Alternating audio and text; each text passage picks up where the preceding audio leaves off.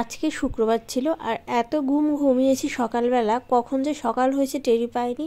যখন সকাল প্রায় 10টা বাজে তখন আমি টের পাইছি যে অনেক দেরি হয়ে গেছে আজকে ঘুম থেকে উঠতে।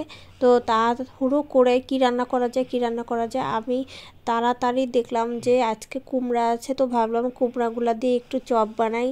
আর তারপরে ভাবলাম লাউ দিয়ে জিয়েল মাছ কিংবা শিং মাছ রান্না করি। আর এর জন্যে এটা বানাতে যেহেতু বেশি সময় লাগবে না, আর চপটা দিয়ে ডিম ভাজি করলেই কিন্তু ভাত খাওয়া হয়ে যাবে সকালের, কারণ সকালে আমরা খুবই অল্প খাই, রান্না না করলেই হয়। কিন্তু তারপরও ভাবলাম একটু রান্না করি, যেহেতু আমার ছোট্ট মামনি আছে।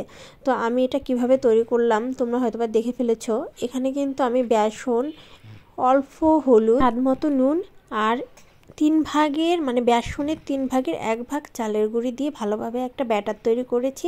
তারপর কুমড়াটা যতটা পাতলা করে কাটা যায় ততটা কেটে, অবশ্য কুমড়া কিন্তু অনেক তাড়াতাড়ি করে ভাজি হয়ে যায়, এই জন্য বেশি পরিমাণে চিকন না করলেও হবে, মানে একেবারে মোটাও যেন না হয়। দেখো কথা বলতে বলতে কিন্তু আমার কুমড়ার দিয়ে চপ বানানোটা কিন্তু হয়ে গেছে। এটা খেতে কিন্তু অনেক মজা লাগে আমার কাছে, একটু একটু করে মিষ্টি মিষ্টিও লাগছিল। আজকের কুমড়াটা অনেক ভালো ছিল। এদিক দিয়ে পুটুলির বাবাও ভীষণ তাড়া দিচ্ছিল, কারণ ও বাইরে যাবে। আর যেহেতু আমি ঘুম থেকে আজকে উঠছি 10টার দিকে, তো রান্না তো একটু দেরি হবেই।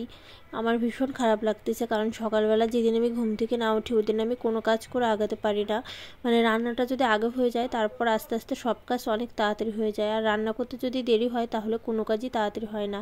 কুমড়া ভাজি হয়ে গেছে, আমি তাড়াহুড়ো করে পুটুলির বাবাকে খেতে দিয়ে আর এখানে আমি নিয়েছি। দেখো খেতে কিন্তু অনেক বেশি মজা লাগতেছে, আমার তো খুবই পছন্দ এটা।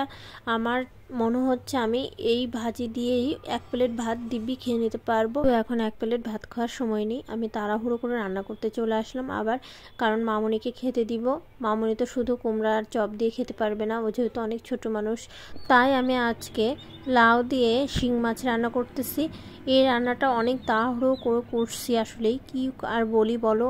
দেরি করে ঘুম থেকে উঠলে তোমরা যারা রান্না করো জানোই তো কি হয়। লাউ দিয়ে শিং মাছের তরকারিটা কিন্তু পুটুলি আর পুটুলির বাবা দুজনেরই ভীষণ পছন্দ, কিন্তু আমার একদম ভালো লাগে না, কারণ তোমরা যারা আমার ভিডিও রেগুলার দেখো তারা তো জানোই আমি সবজি জিনিসটা খুবই কম পছন্দ করি, কিন্তু না খেলে শরীরের জন্য অনেক ক্ষতি হয়, এর জন্য খাই। তো আমার রান্না করাটা কিন্তু হয়ে গেছে, আমি এখন একটা পাত্রে নামিয়ে নিচ্ছি।